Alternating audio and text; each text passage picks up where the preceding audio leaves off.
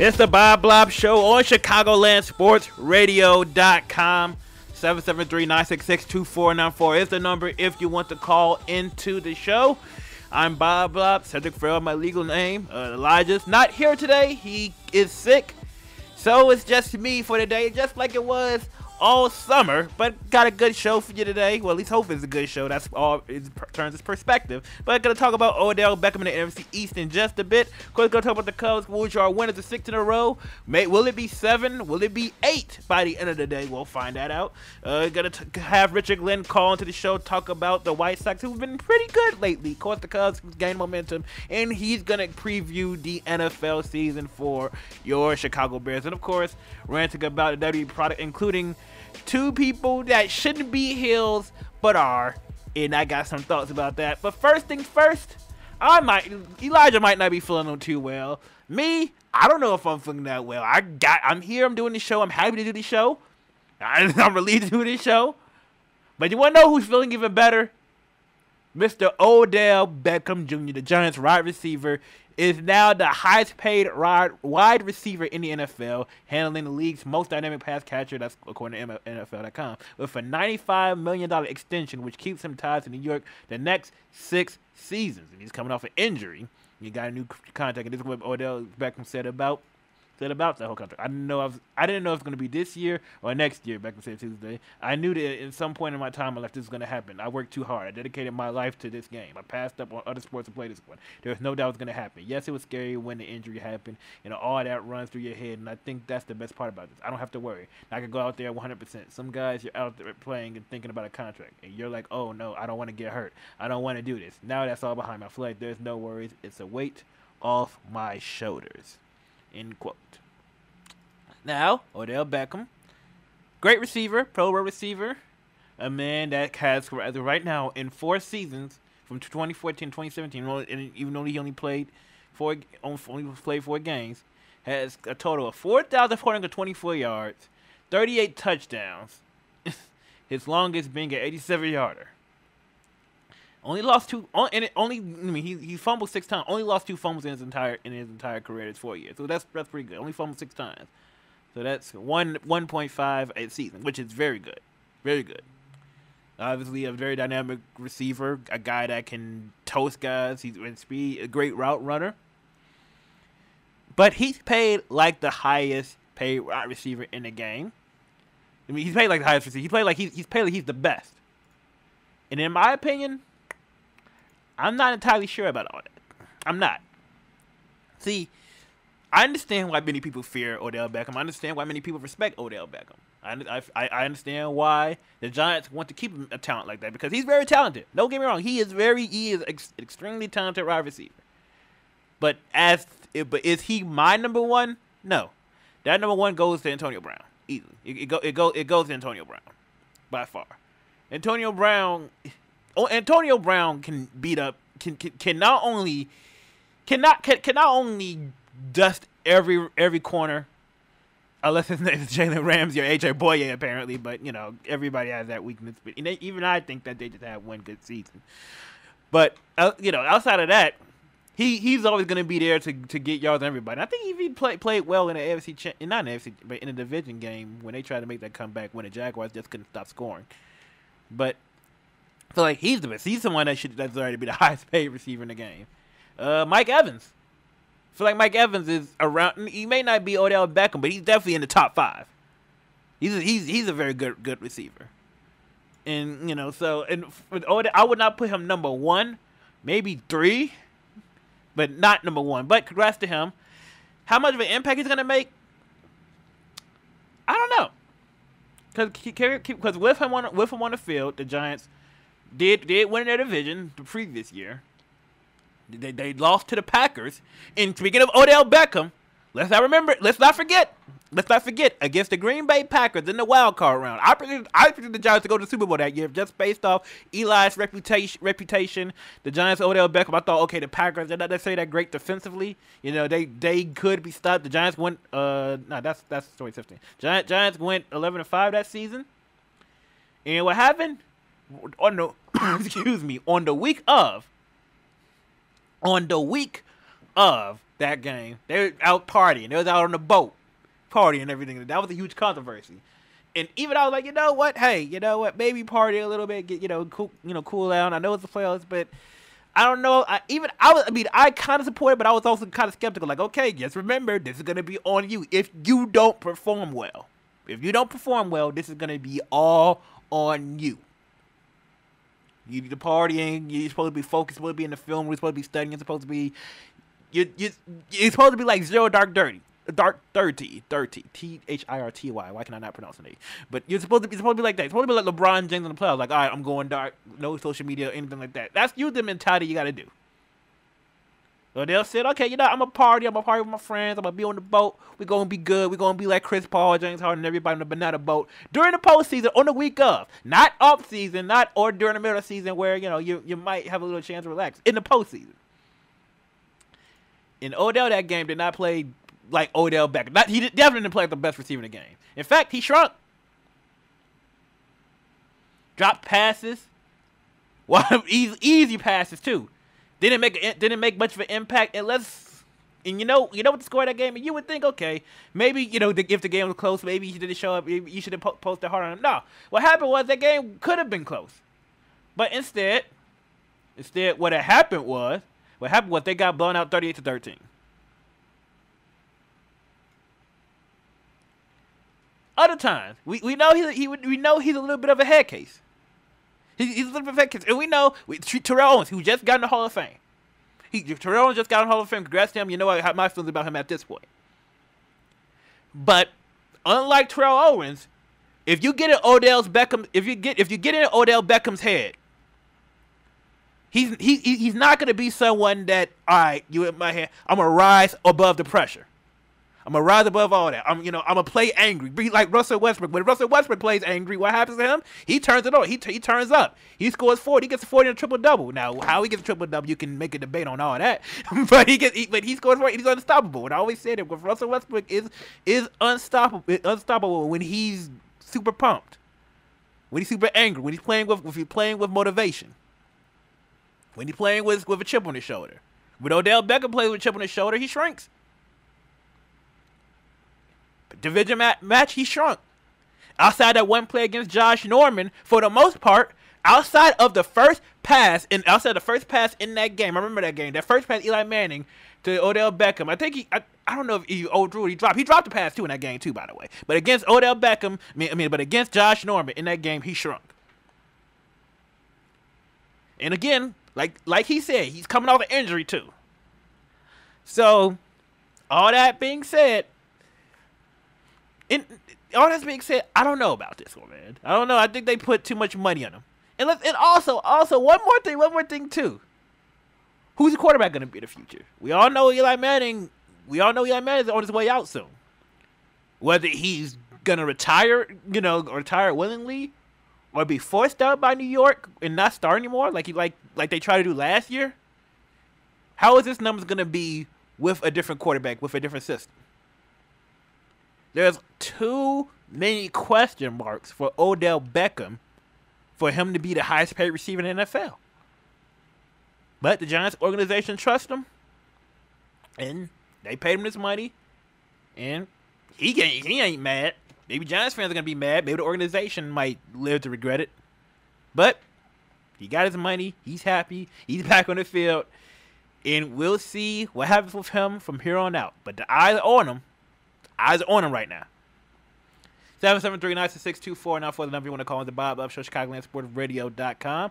Cedric Farrell here, all alone, talking Odell Beckham in Giants football, NFC East, or many people call it NFC least football. Now to talk from the Giants, and I my expectations for it, what are they going to do for this team? They have Eli Manning. They got a backup quarterback too, in case things go sour. I don't know about this team, man. I don't know about any team in this division. I don't. I am genuinely confused on how this division is gonna go, because you don't know about the Giants. They were in a lot of close games. They lost a lot of those close games. But you could blame that on Odell not being there because he was injured. You could blame it on the quarterback situation. I don't know about the Redskins because Alex Smith, I mean, I never trust him anyway, but I trust him even less with Alex Smith, Mr. Captain Check there. I didn't trust Kirk Cousins was there. I don't trust Alex Smith, so that's not necessarily an upgrade. I don't know about them. I don't know about the Cowboys. I know you got Zeke. I know he's great. You know, I know you got Sean Lee, a.k.a. who I like to call this generation's Bob Sanders, in terms of he's really good when he's on the field, but he has to be on the field. Otherwise, he's going to get hurt and be out for a couple of games and ruin your team's defense.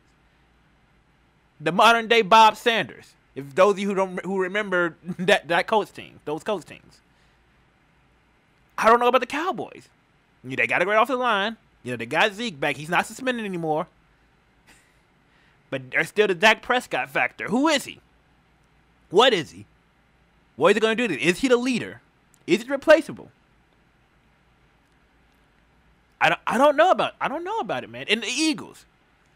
Alshon is reported. Alshon might be gone for weeks. Carson Wentz might be gone for weeks. Nick Foles hasn't looked good in the preseason. I know you're not supposed to take preseason seriously, but he's been getting hurt too. This might be the most confusing. This might be the most confusing division in all of football. This could be confusing good in terms of the competitiveness, because we all know how much the NFL loves the NFC East.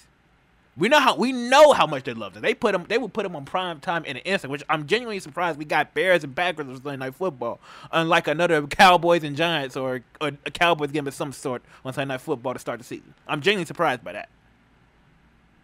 But this could be either really, really interesting / good football or really bad football, because all teams that division look sloppy. This could turn back to the NFC least again, because there's so many question marks. At least in the NFC North, you know you got Aaron Rodgers, who's gonna be great. Yeah, you know you got defenses that's gonna be great. You got the Lions defense that's sneaky good. You got the Bears defense that's sneaky good. You got the Vikings defense that's not sneaky at all. Got too many powerhouses on there. But you know what you're gonna get. You don't know what you're gonna get in this NFC East matchup. In this NFC East, it changes every year. So it's a new winner every year. Whether it's the Giants, whether it's the Cowboys, whether last year the Eagles, which turned to be Super Bowl champions. This is the toughest division to figure out.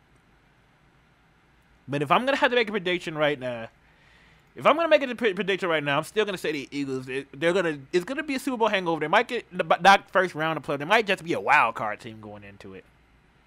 But right now, I feel just by the roster alone, and even if they struggle early, because you always want to catch good teams early. We know the Patriots struggled early last year, and they still ended up in the Super Bowl. I'm picking right now with the least confidence possible, because I just don't know about the division. With the least confidence possible, I'm taking the Eagles to win the division. But it's gonna be really interesting to watch these next 17 weeks what happens in the NFC East. Because I really wish I had an answer for it. I don't. But it's the Bob Show. Calling SportsRadio.com. 773-962-494 is the number you want to call in. Well, I don't have the answer for the NFC East. Maybe the Cubs have found the answer to their problems with Daniel Murphy. I'm going to talk about them, the 6-game winning streak. Hopefully, this goes to 7 and 8 by the end of the day. But I'm going to talk about the Cubs when they come up from the break. The Bob Show. Calling in SportsRadio.com. We'll be back.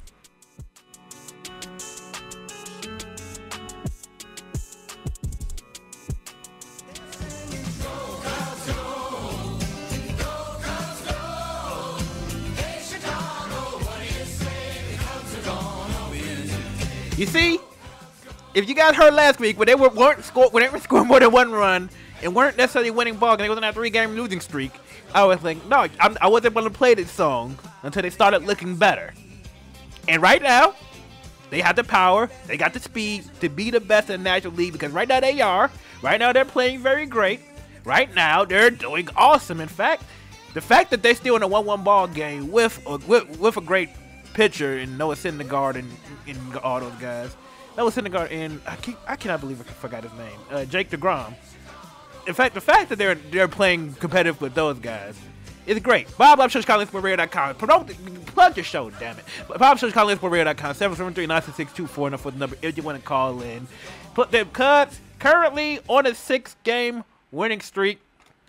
ever since Daniel Murphy has been on the field, because they got him on the day they lost, they got him.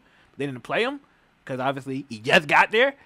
But ever since he's been on the team, Cubs results since then, since he first started playing, 8-2 win over the Tigers, 7-1 win over the Reds, 3-2 win over the Reds, 10-6 win over the Reds, 9-0 win over the Reds, 7-4 win over the Mets, and right now they are in a 1-1 suspended game against the Mets in the 10th inning, which will resume at 12 o'clock noon, and we'll be playing them later at 45 minutes after that game. So that's an early plug for the update. But Daniel Murphy, as far as what has he done since? What has he done for a while since he's been for the Cubs?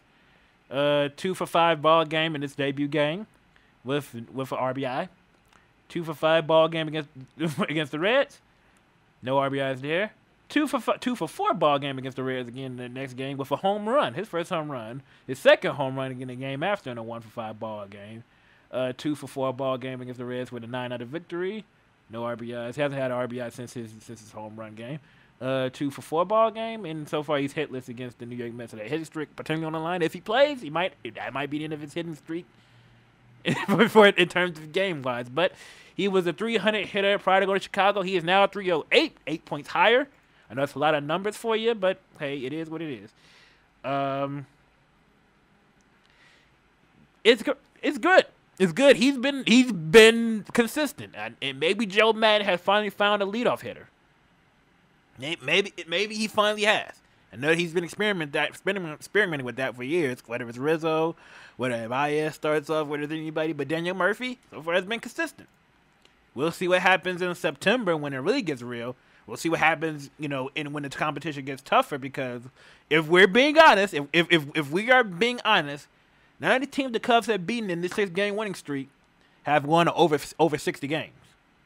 The Reds haven't won 60 games. The Tigers haven't won 60 games. The Mets haven't won 60 games. And we all know about the problems with the Mets. The fact that, hey, you got great pitching, but you can't get any runs. So, you can take the 6-game winning streak is great whenever you get it, because I brag about how the National League is tough anyway, regardless of where you position. But let's also take it to the effect. Let's also take into the account that, hey, this competition isn't necessarily the strongest that they face over the 6-game winning streak. And I'm looking at the Cubs schedule after they're done with the Mets today. Who they got? I know they got the Brewers coming up. I'm gonna be there on Monday. I'm gonna be there in Milwaukee with my girlfriend. Shout out to JD, love you. Mwah. Let's see. Looking at the schedule, they got the Philadelphia Phillies, very good team. Right before the Brewers, a 3-game streak with the Phillies. They got the Braves in a 1-game, going for 1 game on Thursday. It's gonna be Mike Montgomery pitching. Yeah, we'll see about that. That's a former Angel. I'm not entirely sure about that one. With Quintana on Friday, Hendricks on Saturday. Hendricks on Saturday, Lester on Sunday. And, I get to see Cole. I'm just breaking news for me. This is breaking news for me right now. I'm looking on ESPN.com because the projected picture for Monday afternoon against the Milwaukee Brewers got Cole Hamels. Cole Hamels pitched yesterday, or in a game yesterday. And he's been lights out for the Cubs. He's been easily their best pitcher.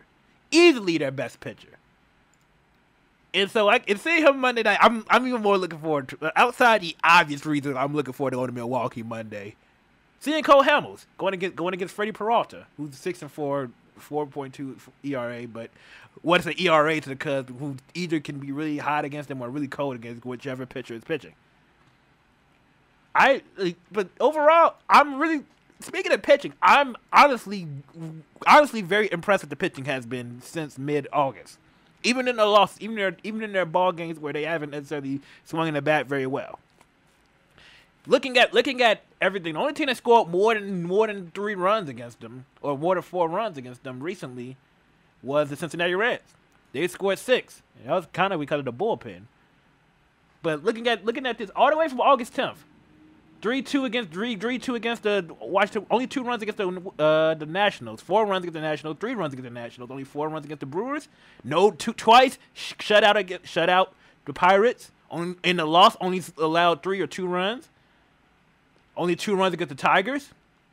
Only 1, 2, and 0 against the Reds until that 6-run ball game, and only allowed 4 runs against the Mets. And currently, only 1 run against the Mets. Currently, for the yesterday/today's game, only 1 run against the Mets.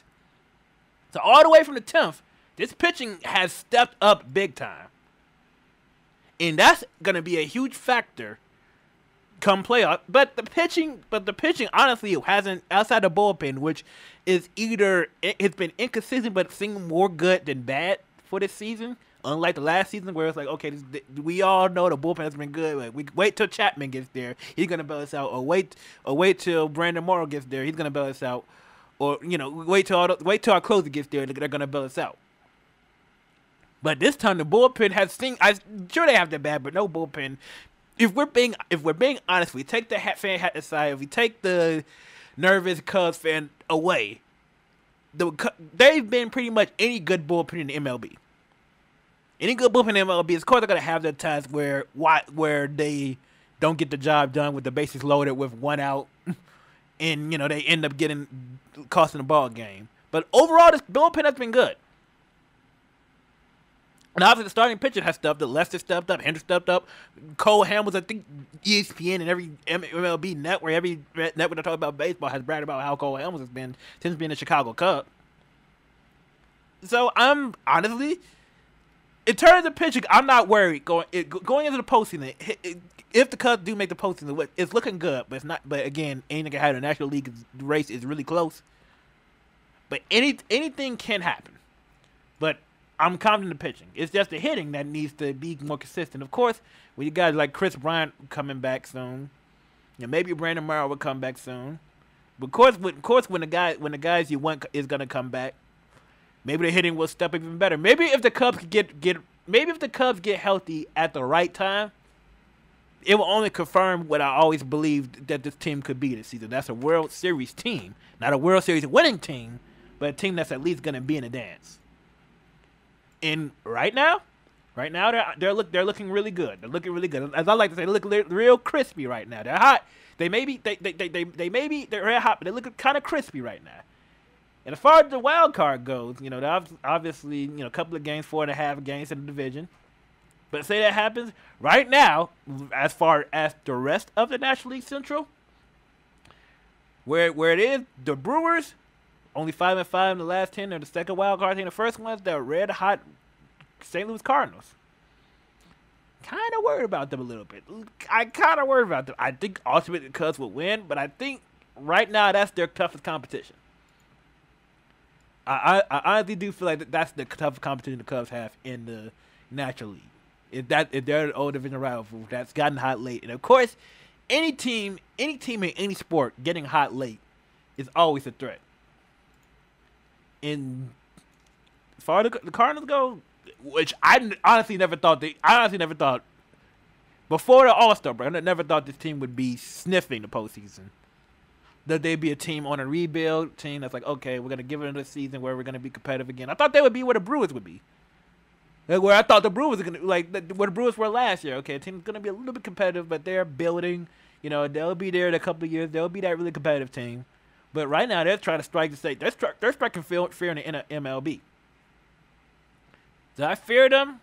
I fear that series, if the Cubs face the Cardinals, if the Cardinals could get past the Brewers in a wild card team, if the playoffs start today, my favorite 4 words, if the playoffs start today, if the Cardinals got past the Brewers, sorry, Jenny, if the Cardinals got past the Brewers, I think a Cardinals-Cubs series could go 5, with the Cubs ultimately winning that one.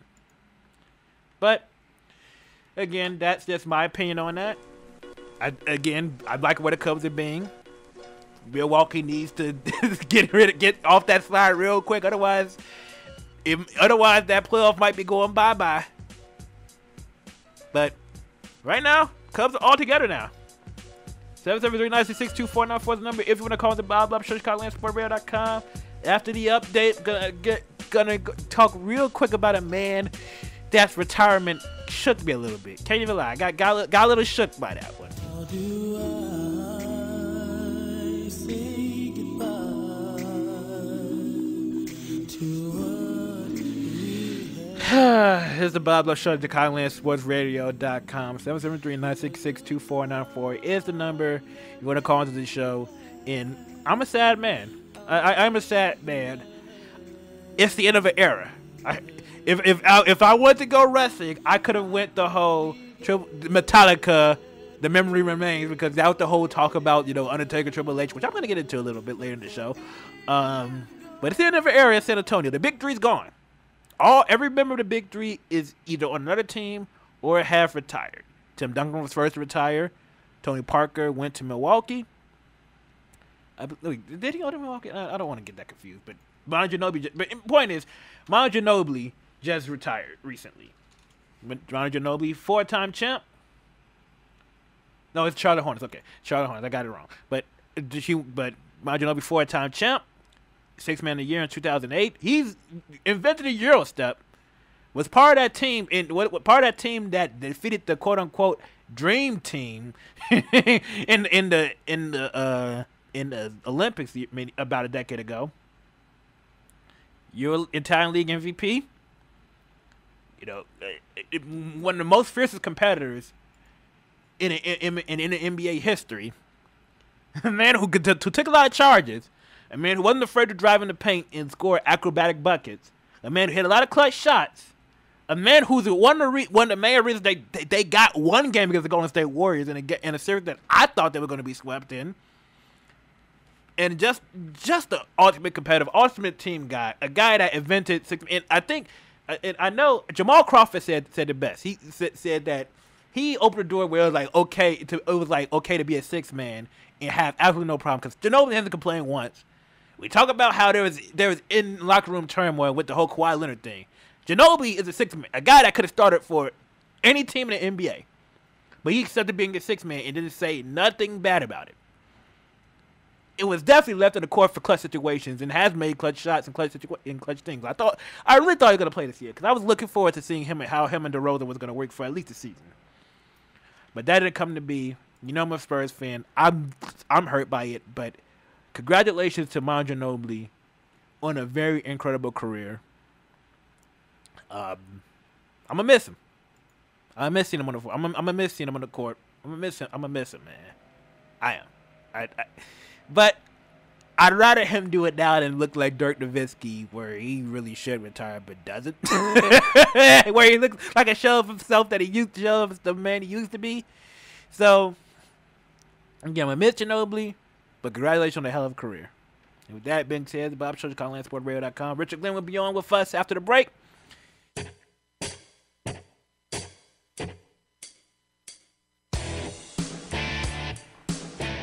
You guys know what this music means, right? You guys should know what it means by now. It's the man that, unfortunately, because Daniel Craig decided to come back for millions of money, was rejected the role of James Bond. The man that was the stunt double for Mission Impossible Tom Cruise, the uncredited stunt double for Tom Cruise in Mission Impossible Fallout. The man, the myth, the legend, Mr. Richard Glenn. How are you doing, sir?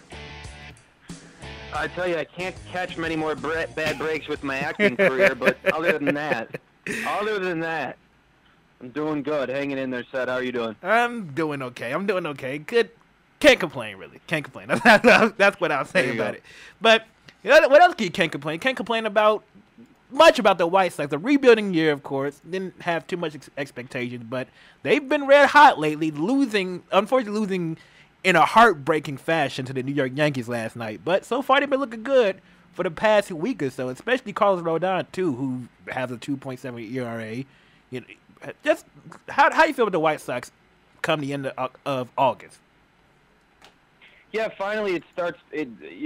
Obviously when you're 28 games under 500 and the season has gone the way it is, at least from a win-loss standpoint, it's unfortunate. But just to see kind of at least some things beginning to come together, because we all knew this was going to be rebuilding the year this year, but I still think the expectation was that perhaps we'd be on the south side, at least a respectable baseball team, and that just didn't turn out. And there's definitely been some moments, I think, in the White Sox circles, at least on the fan side of things, where, just questions, what if we did all this and it just never comes to fruition, with the way Lucas Giolito started the year, with, Rodon starting the year injured, with, coming off the DL, he wasn't quite as sharp.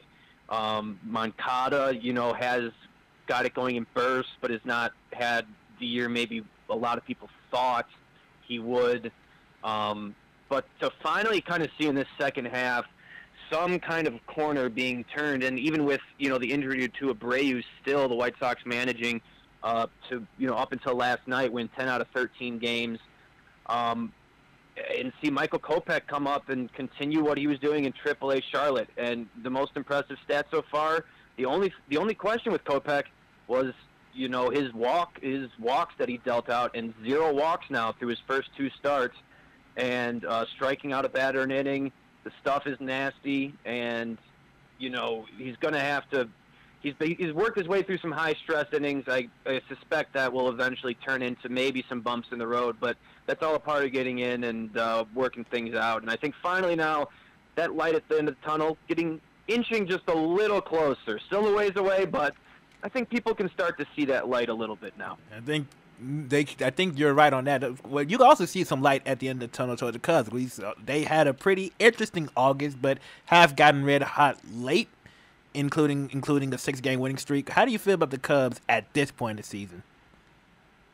Yeah, they go and get Daniel Murphy. They're, the lineup is in shambles. They're struggling, and then they land a big bat like him that they, I don't think anybody expected Murphy to fall all the way to the Cubs on waiver claims for them to make that trade.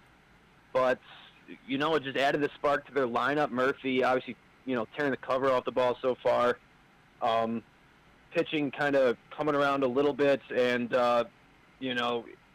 right now, the National League is really wide open, and right now the Cubs, best record out there in the NL, and I don't see any reason right now. I mean, if you had to pick a team right now, I might go with the Cubs. A lot of that hinges on some different variables. You'd like to see maybe Jose Quintana pick it up a little bit. What are you going to get out of Cole Hamels come playoff time? But the lineup looking like maybe, we can, everybody can exhale on that for sure. So you talk about lineups that you are really confused about. Another lineup that we could also be confused about, the Bears lineup. Their preseason has been very interesting, to say the least. But after 3 games in the 4th game, I guess you could say kind of a throwaway game where 3rd, 4th string, 5th string guys are looking for their job. Just tell me, what is your opinion on the Bears after seeing them in this preseason? Well, the preseason, kind of like you said, they used the 3rd preseason game as a throwaway when that's supposed to be dress rehearsal. So what have we really seen? A combined, 10 series out of the starters. It's very difficult to get a read based off of that.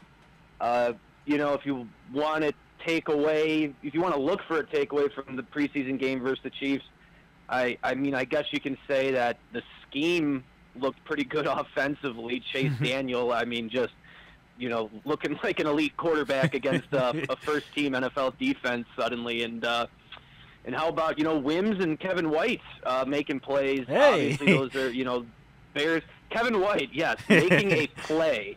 I never thought, I didn't know if I'd ever be able to utter that sentence, but it happened in a preseason game.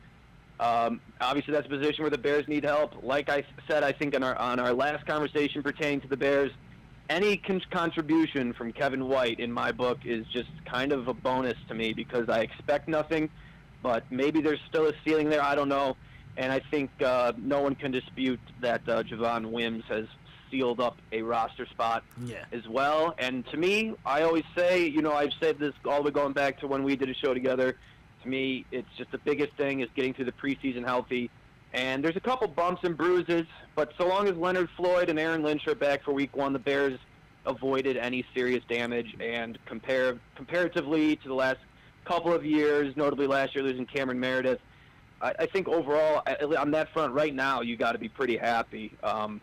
Comparatively to the kind of injuries that some teams see in preseason, Bears kind of escaped unscathed in the long term, especially which is a very good thing. Especially when you see the Eagles, who's Alshon's hurt. You still got Carson Wentz. You don't know when he'll be back. You got Nick Foles, who's been getting dinged up in preseason and have not looked good at all. So for the Bears to pretty much not have no really significant injuries in comparison when they always have, whether it's a Kevin White again or anybody like that. Is refreshing to see the Bears come out this with basically just a scratch on them, a flesh wound. It is pretty good to see. Yeah, absolutely. Just really the Floyd injury was the only time I think Bears fans ever held their breath, and it looks like he'll be able to play week 1, and that's definitely an exhale, I think. And that's been the story the last few years of the Bears. Is just, my gosh, it's just we don't really have a gauge on what we have and what we don't have because everybody's always hurt. It would be nice if I can just ask for one thing this year.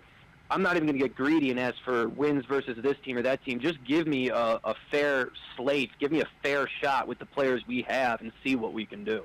I agree with that. 773-966-2494 number. Richard Glenn is on the phone with us, former CSR host, former producer, Mr. Richard Glenn here with us. You said you didn't want to ask for 7 or 8 wins or anything like that, but there's a lot of people that are saying the Bears should win at least 7 wins this season with the roster they have, with the weapons they have on offense, with the defense that was really good last year. But with all that being said, you got Robinson and Austin. You got a Super Bowl winning tight end. You got everything that you could complain that Mitch Trubisky didn't have last year, along with a defense that many people would say have improved over during the offseason. But a 7-win team in a tough NFC North with a tough schedule. Is it possible that people, including like myself, are overrating the Bears? Yeah, that's really the thing, isn't it? Is that you look at the Bears roster and you go on paper like, man, this is a team that I could see them if things kind of pan out. I could see them contending for maybe that last wild card spot in the NFC. But then you look at who they have to play twice in that division. You got 3, franchise quarterbacks in that division in Stafford, Cousins, and Rodgers. The Vikings obviously coming off of a deep playoff run. When Rodgers is healthy, that Green Bay is going to be squarely in contention in the NFC. And that the Lions, for the past few years, going to be Super Bowl contenders or anything like that, but they're going to be not a win on the schedule. They're going to be a team that's going to be fighting for, presumably a wild card spot or something along those lines. So, there is not a single gimme in that division by any stretch. So that's really what I would see holding them back. But right now, I think what Bears fans are looking for is just some respectability. Just don't be a doormat. Just try to, grab a win versus Green Bay. Hold your own in most games. We don't want to see, meaningless. So long as the Bears can play some meaningful football past, the halfway point of the season, around Thanksgiving time. I think if they're playing games that matter, Bears fans, that will rejuvenate a lot of interest in the team, and I think that's really what Bears fans are looking for, along with, of course, the progress of Mitchell Trubisky, which, obviously a lot of this hinges on. It does hinge on him. Now, so let's talk about the other team in the NFC real quick. Now, me and Eli, who's not here, but we got in a little bit of debate about who's going to win the division. He says the Vikings because, they have too much defense. They feel more complete. I say the Packers just for the fact that I don't trust Kirk Cousins and I don't trust any other quarterback outside of Aaron Rodgers. Who do you think is going to come out of this division as NFC North champions? Because Minnesota's defense, too, is just, they got that whole unit locked up under contract for a couple more years. They've been together, and the Vikings too, I think, have the edge in coaching as well. But again, it is Rodgers, and maybe you get a little letdown from Minnesota. And this is something I've gone back and forth on all year. But give me Aaron Rodgers when it really comes down to it, because I think there's been some additions made to that defense as well. I suspect that Rodgers' supporting cast will be a little bit better. But that's so close and could go either way. But I think Aaron Rodgers feels like he has something to prove this year. Going back to the NFC title game run in 2016 was nice, but that was really, that the team was kind of in the midst of a lot of chaos for the most. That team was where the offense really struggled and kind of limped into the playoffs. They beat a questionable Washington team, and then put up 13 points in Arizona, divisional playoff game, until a Hail Mary at the end. And it just there's just been kind of a chaotic feeling to that team in the past couple years. And then obviously you have the injury to Rodgers, which devastated them last year. I think the pressure is on Rodgers, and if I know anything about Aaron Rodgers, I think he feels like he has something to prove. I think we're going to see a big year out of him, and I think the Packers do win the North. You think they win the North. So because I don't think we're going to be talking to you next week, I got to ask you this question because the season starts next Thursday. And it's time to do a way too early prediction. But who do you have in next year's Super Bowl?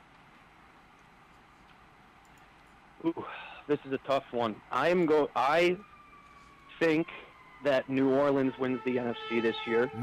I think there's a team that has a great young core and a quarterback who really wants to win one more before he hangs up his cleats. And obviously last year, it doesn't get any more devastating than the way that ended for them last year. That's a team who probably, for all intents and purposes, probably should have been playing in the NFC title game in Philadelphia. But then over in the AFC, that's where things get really interesting because, obviously the New England's got a lot of question marks around Brady right now. Can I just I'm going to give you my dark horse AFC team. Okay. All right? Okay. Because it's too easy to just pick New England, who I think is probably the best team. But my sleeper to win the AFC in the Super Bowl, Phillip Rivers and the Los Angeles Chargers. That team's got... That's very good. That That's a very team has got a lot of talent defensively, both in the defensive backfield and at the front four. They batter the quarterback. And offensively, they have Mike Williams, the youngster getting healthy this year, Keenan Allen, a good running game, and Melvin Gordon. And like we were just talking about, an older quarterback who wants to prove something. Phillip Rivers has not won a playoff game in a while. He has never been in the Super Bowl. There's a guy who's getting older who I think wants to prove something and is a fierce competitor. If they can manage to stay healthy, watch out if they get in the playoffs. That's a very, very good pick. You know what? I was thinking too, like, what could be that dark horse team that's not? Because I know the Texans are sexy picks with their defense. I know with Deshaun Watson too. I know the Jaguars. They went to the NFC Championship last year, but I don't expect either one of those teams to live up to the expectations. But I can see it. Honestly, I honestly can see it. I think so too, and I saw they were going off at like 28-1 in Las Vegas like a few months ago to win the Super Bowl. I'm like, ooh, that is a juicy odds. That is good. But again, appreciate you calling in. Gotta let you go here, but appreciate you calling in and giving us your take again about the Bears, about the Cubs, White Sox, and looking forward to talking to you in the near future, probably during the season. Yeah, absolutely. I think next time I talk to you, football will be completely underway. Always an exciting time and always good to talk to you, Cedric. I'm sure I'll be back on soon. Cool. Again, thank you. Thanks very much. Thank you. All right, man. Take care. Pretty much Mr. Glenn calling into the show. And getting his take. I really love that. I really love that Chargers pick. I'm really gonna start considering that because they did not cross my mind. But now that I'm thinking about it, that's looking really good. But what's not looking really good, some things in wrestling, of course, is that time after the update at the second hour talking about wrestling. I'm not all in on certain things in the WWE. Let's just say that. Bob Show is coming to sportradio.com. Second hour wrestling talk when we come back. Nothing moves the blob.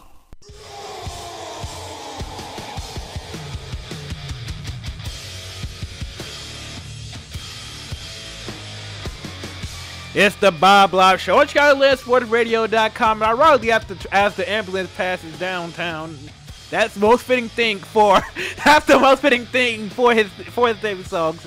You can pretend like the sound effect, but 773-966-2414 is the number if you want to call into the show. Bob Blob Show, ChicagoSports.com. I'm Bob Blob. No Eli here to rant with me, so I'm going to be ranting about this by myself. But yes, talking about Mr. Monster in the Bank, the monster among men, Braun Strowman. Earlier in the show on Monday Night Raw, said that he was telling him, I'm going to cash in against Roman Reigns, Hell in a Cell, at Hell in a Cell, in Hell in a Cell. If that makes sense. Which I'd be somewhat okay with. And this is not even. Believe me, this is not saying, "Oh man, I want the title of Roman Reigns." It's not even in that kind of aspect of it. But what happened later in the show is that now he's turned into a bad guy, a heel definition of bad guy. He turned into a bad guy at the end of the show, at the end of Monday Night Raw. Tag team match, player. Roman Reigns, Braun Strowman versus Dolph Ziggler and Drew McIntyre. Things seemed good. You know, Roman Reigns was getting whooped. Needed that hot tag to tag in Braun Strowman. Braun Strowman said, nah, I'm gonna let them beat you up, and I'm gonna beat you up. You gonna get these hands from all three of us. Shield came out, got those hands too, from all three of them. And you would think, oh man, that's terrible. Braun Strowman's here. You know, it makes sense. You know, Braun. So it would have to be the heel in this Roman for Braun feud. I'm gonna just say this. I don't like how this went down. I don't. Reason number one, turning Braun heel, having him announce at the beginning of the show that he's gonna cash in that Hell in a Cell in a match, in a 1-on-1 match, fair and square, and then have him turn into a bad guy. Didn't have him get the upper hand. It's pretty much letting you know, yeah, Roman Reigns is gonna be champion for a while. And no, I'm not saying that. Oh no, Roman Reigns is gonna be champion for a while. Because like that's a bad thing. Because I mean, it is good to have a champion on the show again. Don't get me wrong. It's good to have a Universal Champion on Monday Night Raw again. But it's another thing when you're basically telling us what's going to happen. Like, okay, yeah, he's going to win this match, where it's predictable, and that's the biggest issue I have about that. It's predictable. At least if Ron was still just the same Ron Strowman, get these hands, gonna come out of nowhere, I'm just gonna beat people up. Not be a good guy, just be a monster. Just the person that doesn't align himself with anybody. You know, and someone who didn't announce when he was gonna cash in. Do you have okay, maybe there's a chance. You're telling me there's a chance Roman could still lose the title. Maybe it might be good. Maybe if Roman Reigns still gets cashed in on, maybe he can still not pull it off because the Shield can say him or something like that. Maybe there's some doubt. There's doubt in your mind that Roman's gonna pull it off. There's doubt in your mind that, hey, Ron, so maybe this cash won't work out. Now, with everything that happened Monday night, you're just telegraphed everything's gonna happen. Unless McIntyre and Ziggler have a match with Dean and Seth, which might be a strong possibility to have that Hell in a Cell in a couple of weeks. We all know it's gonna happen. Braun is going to slam Roman through the cage. Then they have another opportunity. You know, the Shield might come out, or Drew and Ziggler might come out, beat up on Roman, and the Shield come up save him. Lead back to Roman, Superman punch, spear, gonna counter out of a burning power slam, spear him again. You're a winner and still Universal Champion Roman Reigns. And Braun Strowman is left in the sunset and left in ruins on what you do with him. Completely made that whole thing predictable. Number two. It took me a while to get number two, but number two, the second reason why I have a problem with it.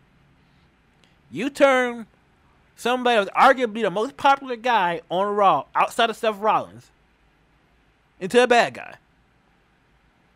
Not a smart move. You need more really good guys on there.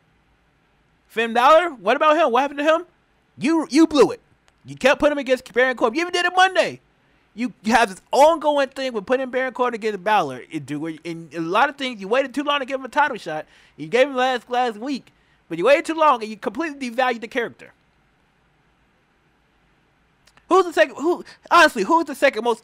Okay, in terms of male, obviously Ronda Rousey is the most popular female wrestler on Monday Night Raw. But in terms of male, who's the most popular guy outside? Who's the most popular guy outside of Seth Rollins on Raw? It ain't Dean. He just got back. It's good to see Dean, but he ain't the most popular guy there. He'll have to get back to that. And Dean might be turning bad too soon, which actually would make sense rather than Braun Strowman. I'm thinking about it. Why would Braun Strowman align himself with anybody if his whole character was that I'm a man, I do things myself, I flip over trucks for God's sake. He don't need no help. I'll take them out myself. Anybody get these hands, me and myself and I don't align myself with nobody. That's usually been his character. Not aligning himself with not aligning himself with Ziggler and McIntyre. He would normally have nothing to do with it. It makes no sense. Long story short, it makes no sense. Now, something that could potentially be good. It was sad to see it happen. Something that could potentially be good is Kevin Owens quitting. Had a great match with Seth Rollins, who I mentioned is probably the most popular guy on Raw. Great match with him. 2 stole the show, of course. But again, of course, it's Kevin Owens and Seth Rollins. What do you expect? It's Seth Rollins match. You're gonna get something great. You're gonna get something great out of those two. Intercontinental title. Seth Rollins beat Kevin Owens. Kevin Owens had not been in a good stretch for a while. Hasn't been winning matches. Hasn't been doing much productivity. And so dejected after losing to Seth Rollins, sat in the middle of a chair and just said a 2-word promo. I quit. He just walked out. Now the rumor that's going on around here, the crispy rumor that's going on around here, is the fact that they're gonna bring him back with Paul Heyman. And I'm mostly looking forward to it, but I'm only conflicted because Kevin Owens doesn't need a mouthpiece. He's great talking on his own. He's a great talker. He can do a lot of things. He's done a lot of great promos on his own. However, the thing that has me a lot less conflicted is the fact that there is somebody else who is a great talker that didn't necessarily need Paul Heyman to talk for him, but they had gold together. Literally and figuratively, they had gold together when they were aligned with each other. And that CM Punk and Paul Heyman. We remember that stretch for a while when CM Punk was a WWE champion for 400 plus days. And up until Brock Lesnar broke that record, was the longest reigning champion for a while. And so it could work. That makes it could work. Didn't work with Cesaro because not much of a talking. I don't think he got near the opportunity that he should have had, even though Cesaro and Heyman could have worked had it been done better. But Kevin Owens, you know what? That would be a great way to bring him back. That would be a great way to bring the quitting Kevin Owens back. He's dejected. You know, after Roman Reigns defeats Braun Strowman, next challenger, ladies and gentlemen, my name is Paul Heyman. I am here to introduce you a former Universal Champion. You know, someone who wants to get his title back. I can see the promo right now. Someone who wants to get his title back and be the man he once was once again. All that stuff. Paul Heyman can do a lot better than me. I'm not a promo at all. I'm not Paul Heyman by any means. But had that happened, and it had Roman Reigns preparing for Brock Lesnar to come out, then all of a sudden from behind, against the rope, pop up powerbomb. My client, Kevin Owens. And there you go. That would be a good way.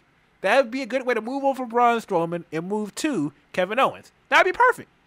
That would be perfect. Now, like I said, again, I'm mostly looking forward to it. You know, still have a little bit of whatchamacallit. And Lamar in the comments saying that Kevin Owens would lose. Not entirely sure. I'm not entirely sure about that. Maybe he would, maybe he wouldn't, but I'm not 100% gonna guarantee it. Like it's some rumor. I would have to think some kind of rumor for Roman Reigns to go against somebody, unless they're gonna do Roman and Brock again at WrestleMania, which would be so dumb. But other than that, I see this reign not necessarily. I see this reign not lasting as long as many people was gonna think it is, but not gonna be a short reign either. But I can see that happening. 773-966-2494 for the number if you want to call on the Bob at CharlieCollins.com. Talking wrestling. Talk about former champions. Shawn Michaels, former WWF champion. Not E champion. I think he was World Heavyweight champion once. Should have had more than one title reign. That's one thing I'm still salty about to this day. How the hell does Shawn Michaels, the greatest wrestler of all time, yes, I said it, the greatest wrestler of all time, how the hell does Shawn Michaels only have one title reign since his return from injury? That makes no sense to me, but that's a rant that's a rant for another time. that's a rant for another time. But Shawn Michaels going to be there next week. Pretty much to pretty much convince Triple H, maybe to convince Triple H, hey, don't fight Undertaker, blah, blah, blah, blah, blah. Look, I understand. I understand. You got to show the promote. It's going to be on the network. They're in Australia. It's pretty much Saudi Arabia all over again. Only this time, women are actually allowed to wrestle there. I understand that. I understand, Shawn Michaels has history with both Triple H, one of the greatest rivals of all time, and one of the greatest franchises of all time, Triple H and Shawn Michaels. And Shawn Michaels and Undertaker have arguably the greatest WrestleMania match of all time, so he has history of both of them. I get it.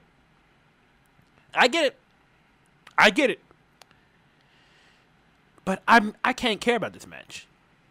I can't. For a filler pay-per-view. This is a filler pay-per-view. And by filler pay-per-view, I mean, how when you watch a show, most of the stuff has something to do with the main plot. All comes together toward the end of the show. But then in the middle of the season, you have like that 1 or 2 episodes that have nothing to do with anything. It's just, a side thing that makes no impact whatsoever. That's what the Super Show. It's a name too that sounds like a filler pay-per-view. The Super Show. There's nothing that's going to make me care about this match. Triple H is past his prime. Undertaker's way past his prime. Hasn't had to do much in the ring since his match with CM Punk. No, I'll take that back. He had some good matches with Brock Lesnar, ironically. Had some good match with Brock Lesnar. And yes, Lamar said it perfect. A glorified house show. But 2 guys way past his prime. Undertaker way past his prime. Triple H can still do something in the ring. But this is no. This is a no. This is a no from me. Okay, Shawn Michaels, you're gonna do your best. Your promos for the past few years. As retired, let's just call it spade to spade. As a retired wrestler, Shawn Michaels' promos have not been great. Ever since Shawn Michaels has retired from wrestling, his promos since have not been great. Whether he's promoting something, whether he's promoting a pay-per-view or promoting his own crappy movies, hasn't been great. I'm not looking forward to saying, Triple H, I don't know if you want to do this, or Undertaker, I don't know if you want to do this. And I don't want to see it, man. I don't. So Shawn, Triple H, I understand you're doing it. I understand you got a show to promote. But y'all got things in NXT going on. You got a great thing going on NXT. Shawn, I know you're a trainer there. Triple H, I know you run it. You not last week that, hey, everybody loves what you're doing at NXT. But y'all need to focus your attention on that. And understand you got a house show or an event to promote. But we all know nothing is going to happen there. And this ain't Saudi, and I don't think this is gonna be like Saudi Arabia where they just appreciate a guy's been out to like the John Cena Triple H match. Where it's, okay, we're just happy to see them out there, see them there. It's Australia. I think they're a little bit more, let's say, open. I don't want to say more open to the product, but I think they're a little bit more aware of the product going on, where things aren't lost in translation for this match. So have some respect. I respect their careers, which is why, like we said about Dirk, where it just need to let it go before you ruin your legacy. Undertaker, I feel like ruined his legacy. Triple H, I don't want to see you ruin yours. So have some respect for your legacies. Let's stop this whole promoting thing for the thing. We get it. You guys are going to go to each other. Going to be a big deal there. But for God's sakes, man, after this, let this be it. Let this be it. You guys are great. We let you guys be great. We don't want you to tarnish your greatness.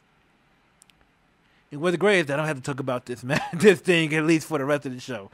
But we're going to talk about SmackDown next after the break. Bob Show, ChicagoLandSportRadio.com, 773-962-49 for the number. We will be back.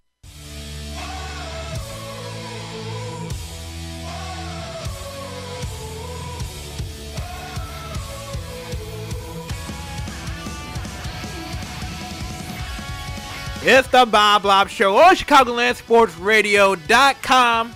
773-966-2494 is the number if you want to call into the show.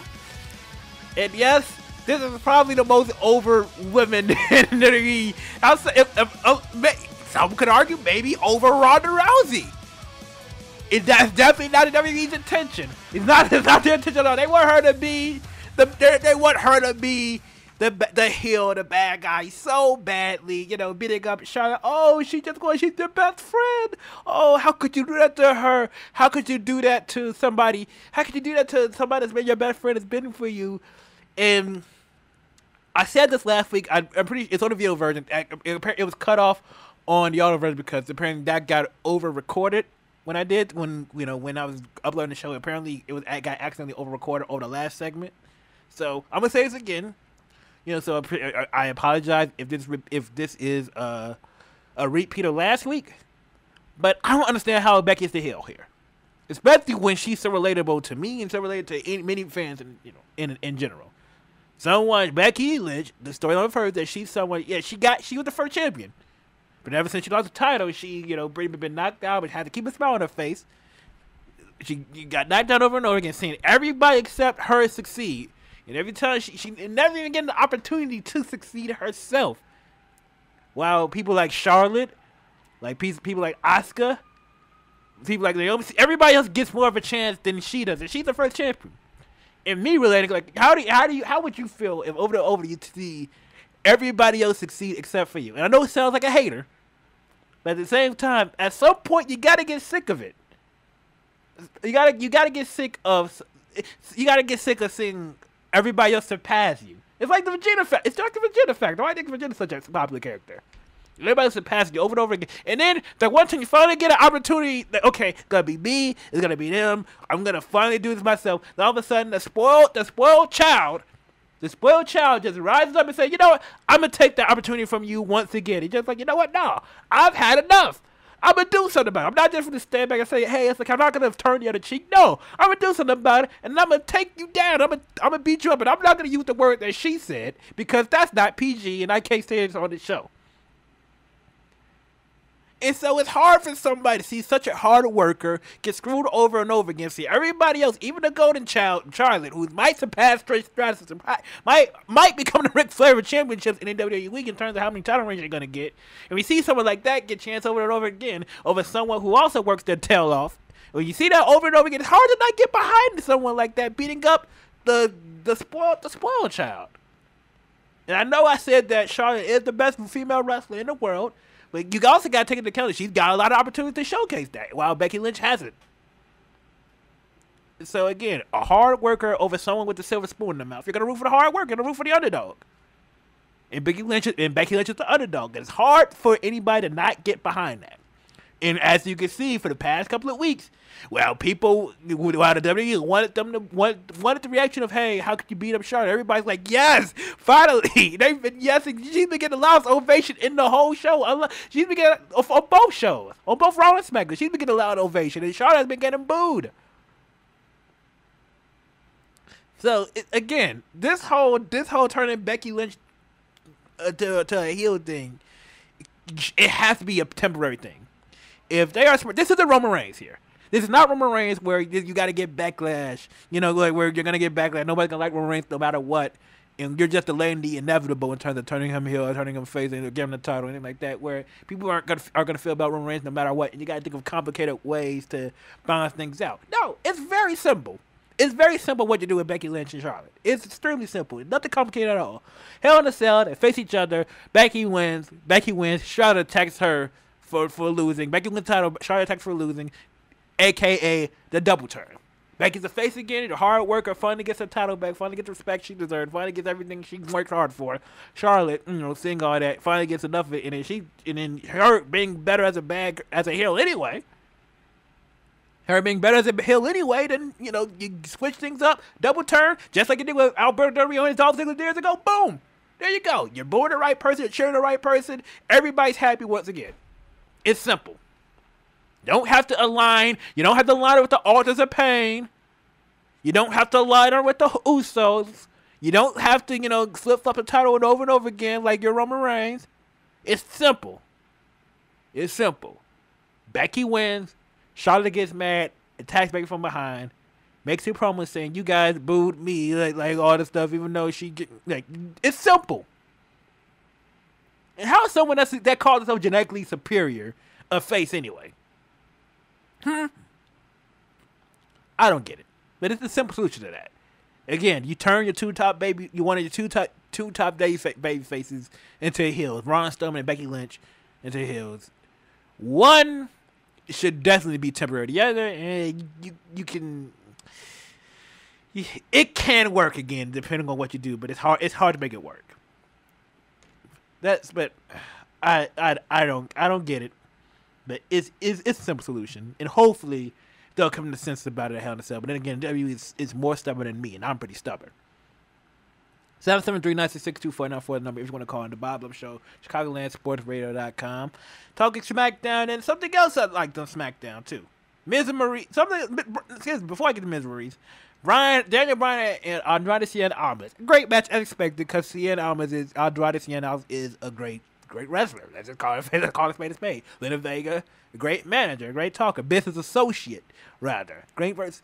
And so, what I told Lamar, who's in the chat yesterday, I talked to him about like I'd rather see right now with the Miz being Daniel Bryan at SummerSlam, which is the right call, perfect call. If Daniel Bryan is here to stay for a long time, if he did sign a new contract, you want to keep this Miz and Daniel Bryan thing.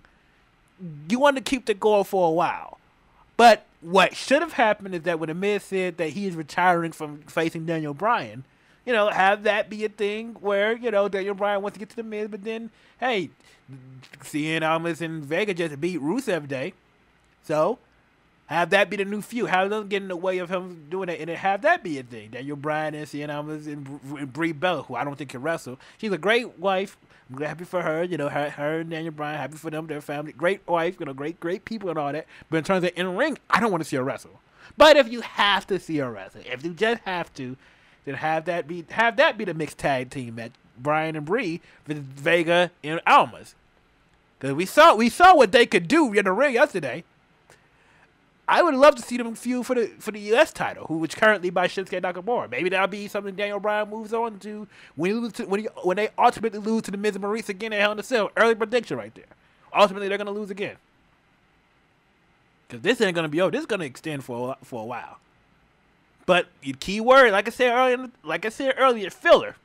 This would have been a perfect filler. Give Cien Almas something to do. Give Daniel Bryan something to do. Have them two feud. They're two great wrestlers. Gonna make the fans happy. It could even be the opening match. Opening match for Hell in a Cell. It could even be that. It would make sense. But again, that's me being greedy.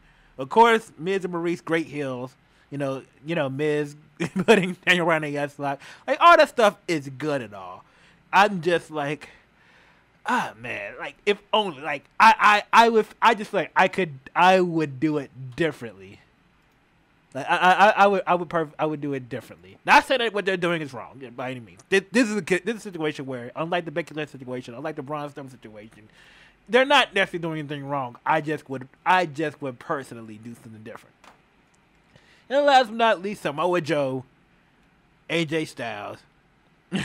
Samoa Joe and AJ Styles doing that's not gonna be last but not least, but Samoa Joe and AJ Styles doing what they do best. Samoa Joe promo, getting more personal with his family, calling his wife on the phone saying he'll be there for the barbecue next week. AJ Styles got pissed off, tried to chase after him. Nothing happened. I was expecting to sleep a hole from behind, but nothing happened. Cool. That happened. But the one thing I want to get into before I go into the last update of the day, Jeff Hardy versus Randy Orton inside Hell in a Cell. And I just got to ask the question, why? Not because the feud isn't necessarily worthy of it. I know it's kind of personal. I know Randy Orton has been pretty vicious and all this stuff. I know it technically makes sense. But for Jeff Hardy's sake, someone who's been injured a lot, not Raven Steele, but someone who's been hurt a lot, someone who does damage his body a lot.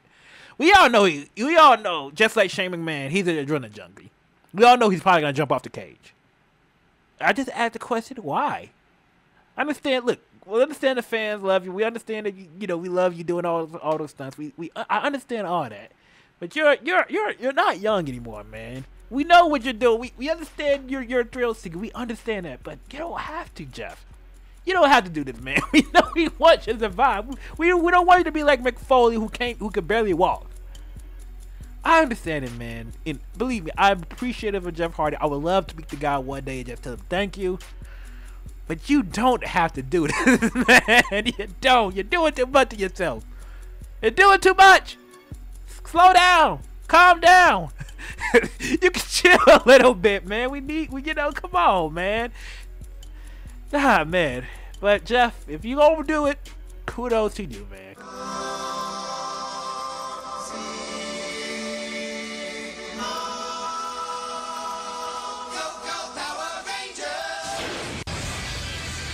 It's the Bob Blob Show on ChicagolandSportsRadio.com. 773-966-2494 is the number if you want to call it. Yes, that's the Power. You're hearing correctly. This is the Power of the Zeo theme song, not the OG. I think the Zeo theme is way, way, way, way better. It's just expansion of what happened in the Mighty Morphin thing. It's just expansion of that, only with more lyrics and better guitar. Everything about the song better. But yes, the reason why I'm playing that because yesterday aired the 25th anniversary episode of Power Rangers, which is much better than their last anniversary. Oh God, the one at Megaforce. Oh my God. You know what?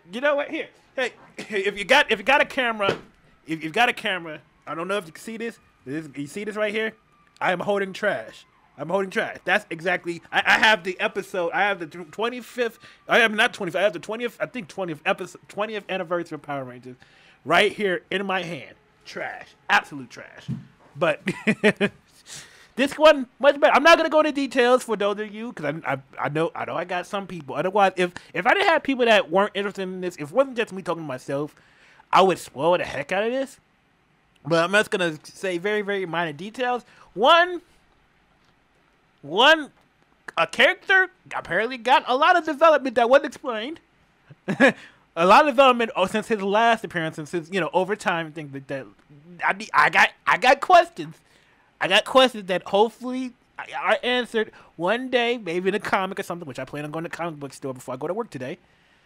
A lot about that character's life that I do have questions about, especially with powers. I have questions about that. Two, I feel like, I wish there was more character interaction, but I understand they had a job to do. In terms of characters, they had a job to do, the bigger picture. Three. Well, these are the type of things that need a two-parter instead of just one part. And I feel like some things were rushed, but again, it's a one part. It's in a 20-minute episode of a Care Show. And four, to get my old man yells at Cloud on, to get my old man yells at Cloud on, showing my age a little bit. Oh, you can tell that this show has a budget. This show has a budget for sure because, granted, I haven't seen Mia. First, I'm not known to my Sentai. I'll openly admit I am not necessarily Mr. If I'm the wrong person in terms of Sentai. The Sentai is basically where the original automorphing, and all the footage come from. In terms of all the Power Rangers, the actual Power Ranger stuff come from, not like the when they're humans, but like the actual. When they're a Ranger forming one against monsters, that's where all this stuff comes from. But I'm not known to Sentai. I'm definitely not known to like the American Power Ranger stuff that's been going on for the past few years because I haven't watched that stuff because I've heard it was trash. I don't mean like kids show like it's trash for kids. I just mean I heard it's trash in general. So I wasn't gonna waste my time watching that stuff unless there's some episodes which I'm sure my friends who are Power Rangers fans can let me see to explain some things. But I'm gonna waste my time and stuff. But anyway, my point is, in terms of certain things, now Power Rangers is known. One of the things that a lot of people parody is it's the explosion. You never shoot at the guy. You never shoot at the ring. You never shoot at the villain. You shoot behind them or in front of them where they go, oh! They fly around all over the place, which is always funny to parody. It always makes me laugh every time I watch it. It never fails to make me laugh. But the explosions, which is one thing that the Power Rangers are known for, they look so. I'm like I said again. I haven't seen Power Rangers. Like the whole series in years, so maybe it's been a common thing. But the explosions in the CGI in this show look terrible. It looks awful. Like it looks. This is like. This is bad by. I think it's kind of bad by 90 standards. I think the explosions, the CGI, certain characters, things like that, it looks bad by 90 standards. And so that's one kind of, I wouldn't even call it a legitimate complaint, but I call it my own personal complaint, and maybe other people feel that way too when they watch it. But man, oh man, oh man, that CGI is bad. But again, besides things being read, because it's a one-parter, according to my sources, that's not a professional. I'm not, you know, I don't necessarily have sources, but according to my sources, maybe there might be extended version in the future. Jason David Frank, the Green Ranger, aka Tommy Oliver, he said that, hey, there are a lot of things that were left out, and, you know, and apparently the Megaforce, the one I said that was trash, as you saw me on video holding a trash can, right, holding a bucket of trash right there on video. Apparently that had extended version on Netflix. So maybe, you know, with Jason David Frank, who's been promoting the hell of his, you know, behind the scenes footage, maybe there might be an extended version of the episode of footage, which I would like to see. There's a lot of good stuff in there. You know, there was a lot of good, interesting stuff in there. I definitely want to see if they touch on one thing, and I can't spoil it. I can't spoil it. I want to. I mean, it's not necessarily a major spoiler, but it could be, so I'm not going to risk it. But I do want to touch on, I really do want to have a discussion about one thing, because maybe I'm missing out on something. And someone out there. But I do want to know one thing. But overall, if you're a Power Rangers fan, I suggest you give it a watch. It's harmless. It's no Forever Red. I think it's much better than that trash in the anniversary episode. I think it's much better than that. It's no Forever Red, which I still think is like the greatest crossover ever. Even if that ending was lacking, not the ending, actually, the ending to the fight, ending to the big boss was lacking, but like the ending in general was pretty cool. But I think it really is worth watching. I really do think so. That's my review. That's my non-spoiler review of the Ninja Steel. I believe that's what the current Power Rangers season is. That's my review of the Ninja Steel thing. And so why History Power Rangers? You already know I went into detail about it. SPD, favorite season, one of my favorite episodes of anything Power Rangers ever will always be Reflections. I think I mistakenly called it Mirrors. Mirrors is another episode. That's okay. But, you know, I think I mistake with that. But yeah, Reflections, one of my favorite Power Rangers episodes ever.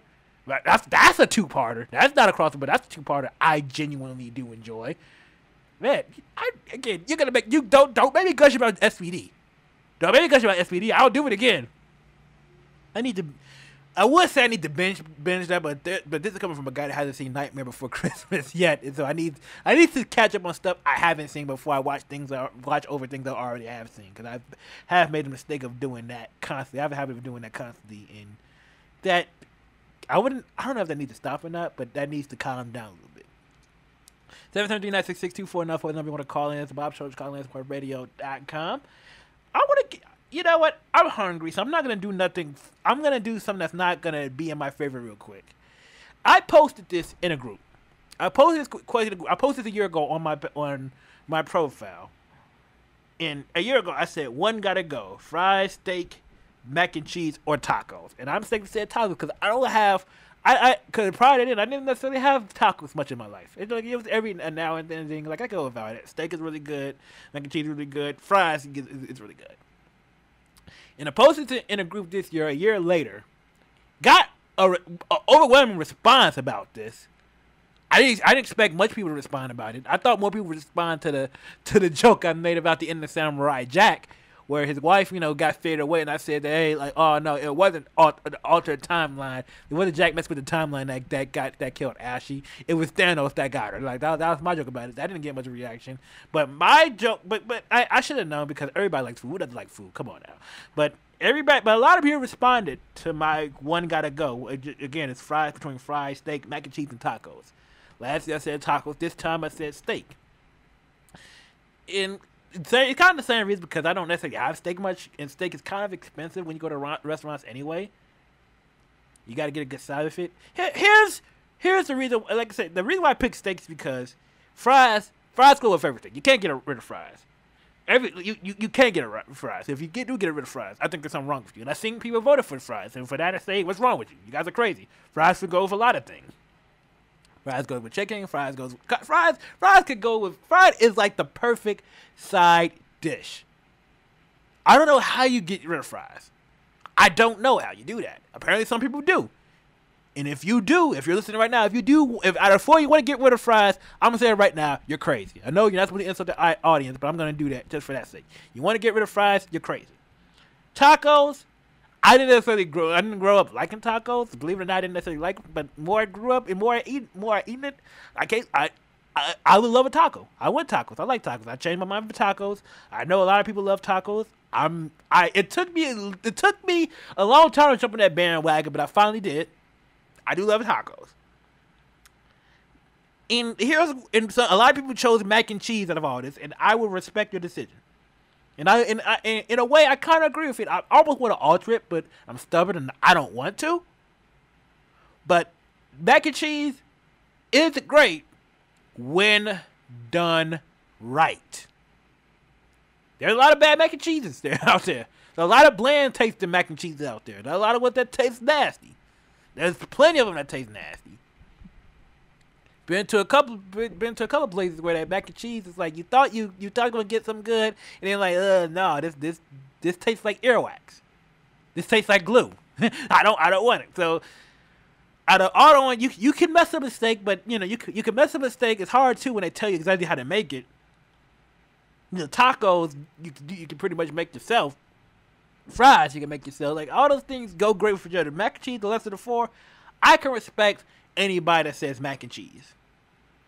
I can respect it. That's a respectable choice. I wouldn't necessarily go without it. I know people mess it up a lot, but I think I'd rather have mac and cheese than steak when it's all said and done. And maybe my answer will change again a year from now. Who knows? It changed last year.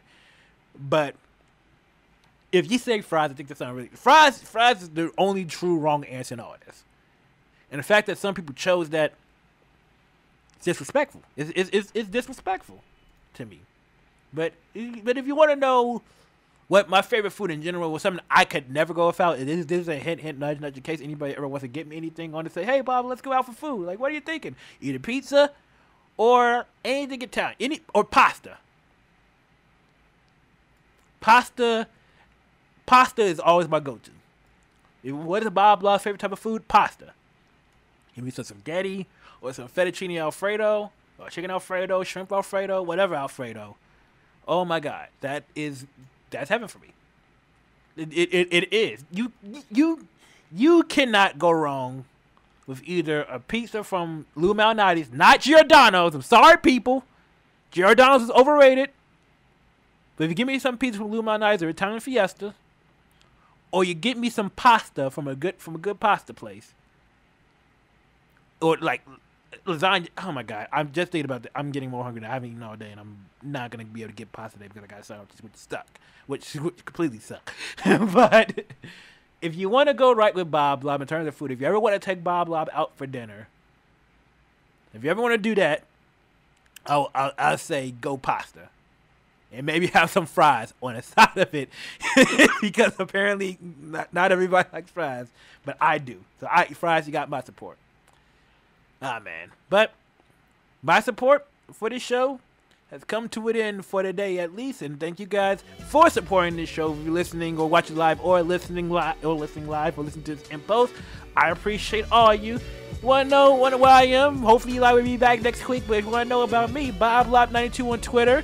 I'm still Bob on Instagram. Even though my name's Cedric Farrell, you can find me there. Now I said this last week. I made the mistake last week. I thought the season started this tomorrow. But that's next week. So next week, expect a lot of football. Expect predictions for week 1. Expect what my prediction for Bears and Packers. Expect my prediction for Eagles and Falcons. Expect a lot of football talk. Expect majority football in the first hour. If not all football in the first hour, unless the Cubs do something crazy. Or something crazy happened in the world of baseball. Football season is finally here. Fantasy football draft Saturday and Monday. I plan on winning them both. But as far as I know, enjoy your weekend. Enjoy the rest of the week. Hopefully, everybody's week, if you're having a bad week, it picks up better for you. Hopefully, it will for me too. But until next week, we're previewing football. Enjoy college football. We start this weekend apparently. Enjoy all that. Enjoy football. Enjoy sports. Enjoy your week. Peace out, everybody. Bob Love Show, ChicagoLandSportRadio.com. See you same time, 10 a.m. to 12 p.m. Wednesday on ChicagoLandSportRadio.com. It's not just sports. It's a way of life. Deuces, y'all.